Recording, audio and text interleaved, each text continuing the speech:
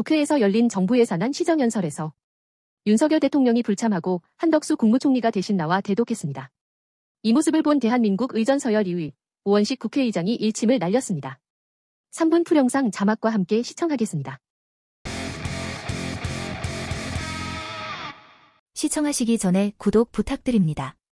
자료 수집과 영상 제작에 큰 힘이 됩니다. 인사 일정에 들어가기에 앞서 한 말씀 드리겠습니다.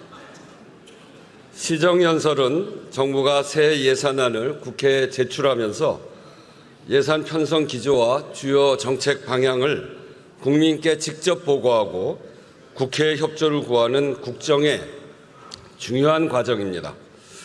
대통령께서 직접 시정연설을 하는 것이 국민에 대한 예의이고 국회에 대한 존중입니다. 국민의 인식이 그렇습니다. 불가피한 사유 없이 대통령 시정연설을 마다하는 것은 온당치 않습니다.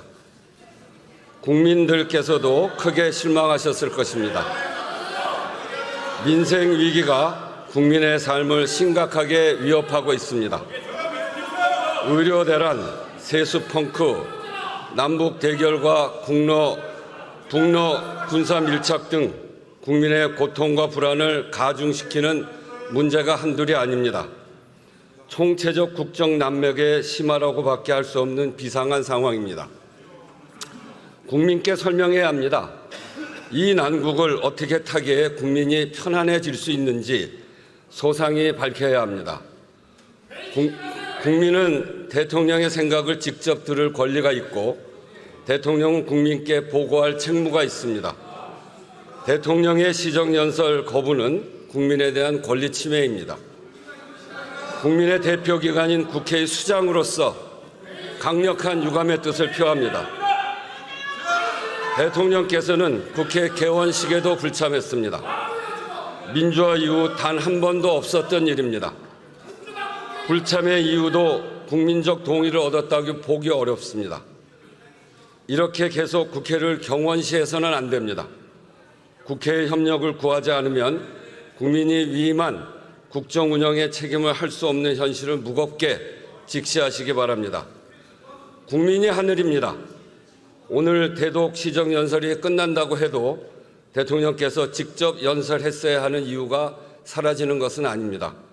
국민의 목소리를 외면해서는 안 됩니다. 국정 기조를 전환하라는 국민의 요구 앞에 겸손해야 합니다. 이것은 잠깐 계시죠. 잠깐 계시죠.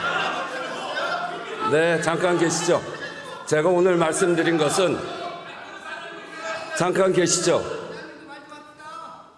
말씀드린 것은 어느 당을 대표해서가 아니라 국회라고 하는 국민의 대표기관과 입법부와 행정부의 관계를 이야기한 것이고 대통령 행정부의 대표가 입법부를 존중하고 늘 입법부와 상의를 하면서 국정을 운영해야 제대로 운영할 수 있는 것입니다. 그래서 오늘은 제가 국회의장으로서 국민의 대표기관인 국회의 대표, 입법부의 수장으로서 그 행정부의 수반에게 서로의 협력을 잘 해나가기 위한 촉구를 할 필요가 있겠다 생각해서 말씀드렸습니다. 이상입니다.